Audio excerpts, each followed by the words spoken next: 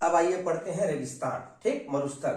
तो जो भारत के पश्चिम भाग में एक राज्य है बेटा राजस्थान, जिसकी सीमा पाकिस्तान से लगती है। यहाँ पर बेटा शुष्क इलाका है, गर्म इलाका है, रेगिस्तान है, ठीक, डेजर्ट है। इसको कहते हैं भारत का मरुस्थल। इसका नाम है बेटा थार मरुस्थल। तो हमारे भारत देश में हिमालय भी है, मैदान भी है बेटा, और पश्चिम में एक मरुस्थल है। इसका नाम क्या है बच्चों? थार मरुस्थल। ये मरुस्थल किस तरह से होता है? शुष्क मतलब सूखा, गर्म रेतीला, और यहाँ पर वनस्पति की मात्रा बहुत ही क्या होती है बेटा? कम होती है। इसी राजस्थान में एक पर्वत श्रृंखला है। ये इस पर्वत श्रृंखला का नाम है बच्चों अरावली। इसका क्या नाम है बेटा? इस राजस्थान में एक पर्वत श्रृंखला है। इस पर्वत श्रृंखला का नाम है बच्चों अरावली। और ये अरावली जो पर्वत श्रृंखला है, ये विश्व की, भारत की नहीं, विश्व की सबसे प्राचीन पर्वत श्रृंखला है। ये जो अरावली है बेटा, ये विश्व की सबसे प्राचीन पर्वत श्रृंखला है। ठीक है, अब आइए आगे पढ़ते हैं प्रायद्वीप पठार। इस चित्र को, ये हमारी भारत है। इस चित्र को ध्यान से देखिए बेटा। ये चित्र ये किस आकार का है?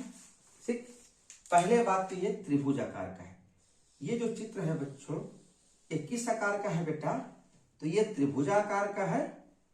ठीक, हमारा जो भारत की दक्षिण तरफ का जो हिस्सा है, ये किस आकार का है? तो त्रिभुज आकार का है। और कितनी ओर से पानी से घिरा हुआ है? तो 3 ओर से पानी से घिरा हुआ है। ठीक, बंगाल की खाड़ी, हिंद महासागर और अरब सागर।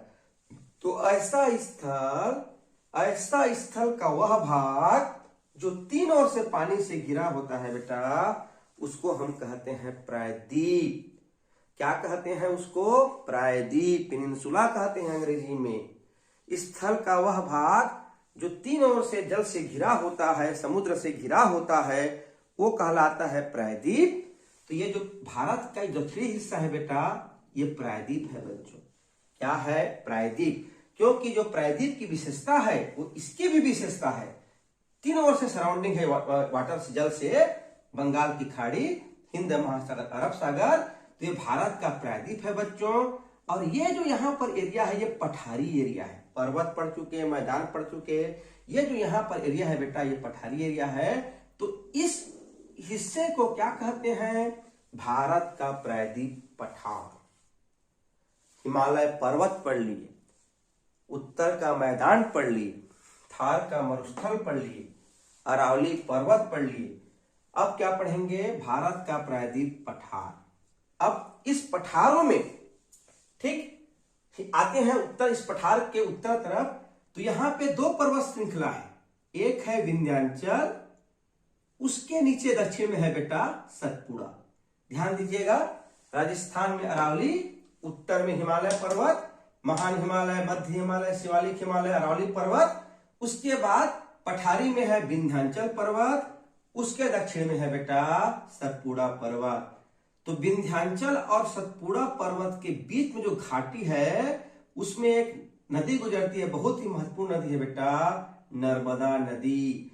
ये नर्मदा नदी विंध्याचल और सतपुड़ा के मध्य बहते हुए किस सागर में गिर रही है? ये अरब सागर में गिरती है बेटा।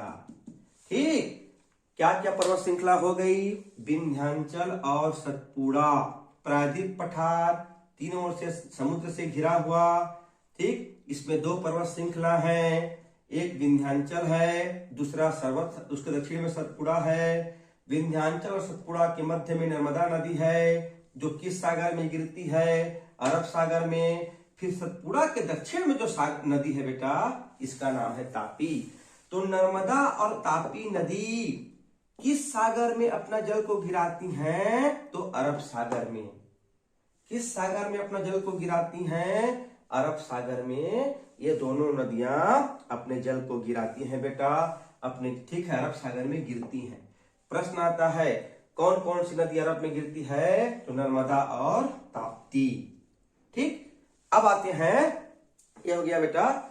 अब इस पठार के पश्चिम में, ठीक है, इस जो पठार के पश्चिम में, ठीक है बेटा, तट से थोड़ी दूर में एक घाट बना हुआ है, तो इसको कहते हैं, इस तरफ के घाट को पश्चिमी घाट कहते हैं, और जो पूर्व तरफ का पठारी भाग है इसको कहते हैं बेटा पूर्वी घाट। ये आपका पश्चिमी घाट हो गया, ये आपका पूर्वी घाट। ठीक है, ये दोनों दक्षिण में एक स्थान पे जाके मिले हैं बेटा। ठीक, पठार के पश्चिम में एक घाट है बच्चों, इसको पश्चिमी घाट कहते हैं, और इसको क्या कहते हैं बेटा, पूर्वी घाट कहते हैं।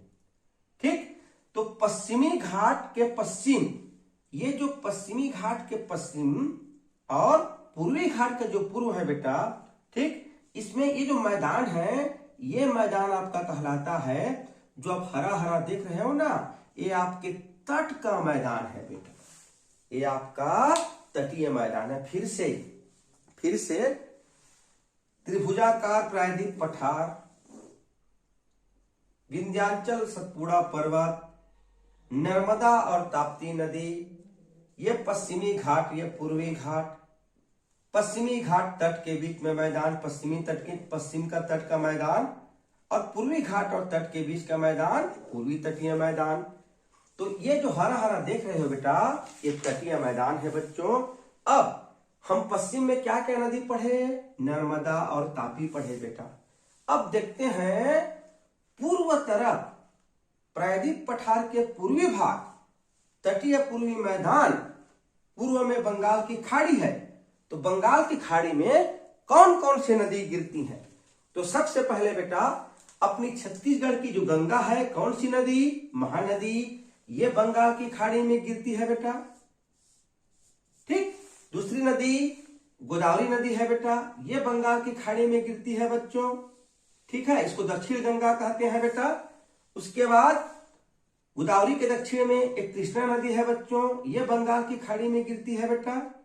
और कृष्णा के दक्षिण में एक कावेरी नदी है, ये भी बंगाल की खाड़ी में गिरती है बेटा। कावेरी नदी को दक्षिण की गंगा कहते हैं।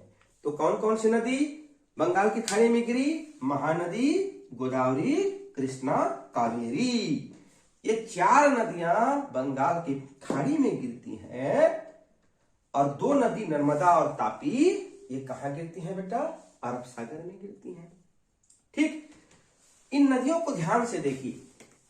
ठीक, नर्मदा और तापी को देखिए पहले। ठीक, ये देखिए, नर्मदा आई यहां से सीधा गिरी अरब सागर में, तापी आई ये गिरी अरब सागर में। लेकिन महानदी को देखिए, तट से पहले, गिरने से पहले यहां महानदी कई भागों में बट गई बेटा। इसका भी आकार त्रिभुजाकार का होता है, इसको कहते हैं बच्चों डेल्टा। जब नदी अपने अंतिम स्थिति में होती है तो उसमें इतना सारा अवक्षेप, निक्षेप, मिट्टी आ जाती है कि वह गति के साथ समुद्र में नहीं गिर पाती, और नदी में तो उसको गिरना है, इसलिए वह कई भागों में बढ़ जाती है, ताकि कहां गिर सके, नदी में गिर सके बेटा। तो इसको कहते हैं डेल्टा। तो महानदी भी डेल्टा बनाती है, गोदावरी भी डेल्टा बनाती है, कृष्णा भी डेल्टा बनाती है, और कावेरी भी डेल्टा बनाती है। लेकिन नर्मदा और तापी डेल्टा नहीं बनाती। डेल्टा क्या होती है? तो डेल्टा समुद्र से पहले तटीय भागों में बनता है, क्योंकि नदी, यहाँ की नदी की गति कम होती है, क्योंकि अंतिम अवस्था में है बेटा। ठीक, और उसमें निक्षेप और साथ मिट्टी ज्यादा होती है, तो नदी को पहुंचने के लिए, समुद्र को कई पहुंचने के लिए कई भागों में बढ़ जाती है। तो ये जो बटा हुआ भाग यही डेल्टा कहलाता है। आगे कक्षा में पढ़ोगे बेटा। तो कौन कौन सी नदी, महानदी, गोदावरी, कृष्णा, कावेरी, नर्मदा, ताप्ती। दो नदी और पढ़ेंगे हम लोग, गंगा और ब्रह्मपुत्र। ये देखिए, ये हमारी गंगा नदी है और ये हमारा ब्रह्मपुत्र है। तो गंगा और ब्रह्मपुत्र का नदी के मुहाने पर, मुहाना का अर्थ है जहां पर ये समुद्र से मिलती है बेटा, तो जो गंगा और ब्रह्मपुत्र डेल्टा बनाती है, इस डेल्टा को कहते हैं बच्चों सुंदरवन का डेल्टा। गंगा और ब्रह्मपुत्र नदी ठीक है। बंगाल की खाड़ी के मुहाने पर जो डेल्टा बनाती है, ये कहाँ गिरती है बच्चों? ये गिरती है बेटा आपका यहाँ पर, ये भारत है, ये बंगाल की खाड़ी है बेटा। तो यहाँ पर बंगाल की खाड़ी में गंगा और ब्रह्मपुत्र की नदी एक साथ मिलकर कई भागों में बंटकर यहाँ गिरती है, ये डेल्टा कहलाती है। और इस डेल्टा का नाम है बच्चों सुंदरवन का डेल्टा। किसका डेल्टा? सुंदरवन का डेल्टा। जो विश्व का सबसे बड़ा डेल्टा है वो किस नदी पर है? गंगा और ब्रह्मपुत्र नदियों पर है। अब हम लास्ट पढ़ते हैं बच्चों द्वीप समूह। द्वीप क्या होते हैं जी? ठीक, अब दो द्वीप समूह है। ठीक, दो द्वीप समूह है बेटा। ये अपना भारत हो गया। ठीक, भारत के जो पश्चिम में है अरब सागर में जो द्वीप है, जो समुद्र के अंदर स्थल भाग निकला हुआ है, इसको लक्षद्वीप कहते हैं। और जो पूर्व में जो द्वीप है बेटा, जो बंगाल की खाड़ी में है बच्चों, इसका नाम है बेटा अंडमान निकोबार। ठीक, पूर्व में जो बंगाल की खाड़ी में जो द्वीप समूह है, इसका नाम है बच्चों अंडमान निकोबार द्वीप समूह। और जो पश्चिम में अरब सागर में द्वीप है, इनका नाम है बेटा लक्षद्वीप। और ये जो लक्षद्वीप है, जो द्वीप समूह है, ये प्रवाल द्वीप है बेटा। ये प्रवालों से मिलके बने हैं। प्रवाल क्या होते हैं? तो प्रवाल समुद्री जीवों के कंकाल हैं। प्रवाल समुद्री जीव जब मर जाते हैं तो उनके कंकाल को प्रवाल कहते हैं बेटा। और जब उस कंकाल के ऊपर फिर कोई समुद्री जीव मरता है, फिर कंकाल ऐसा वृद्धि होती जाती है, तो उससे प्रवाल का निर्माण होता है। और इस द्वीप को क्या द्वीप कहते हैं जी? प्रवाल द्वीप कहते हैं। ठीक है, प्रवाल भित्ति। तो चलिए पढ़ लिए क्या क्या द्वीप समूह हो गया। पूर्व में अंडमान निकोबार द्वीप समूह और पश्चिम में लक्षद्वीप। तो आज क्या क्या पढ़े? भारत की, शुरू से भारत की 3 तरफ से समुद्र, एक तरफ से हिमालय। फिर भारत की स्थिति पढ़े, उत्तरी गोलार्ध, पूर्वी गोलार्ध। फिर भारत के 7 पड़ोसी देश पढ़े। फिर भारत के 28 राज्य पढ़े। फिर 8 केंद्र शासित प्रदेश पढ़े। फिर भारत का भौतिक विभाजन पढ़े। उसमें क्या क्या? पर्वत, पठार, मैदान, रेगिस्तान, नदी और डेल्टा, अंतिम में द्वीप समूह। ठीक है बेटा।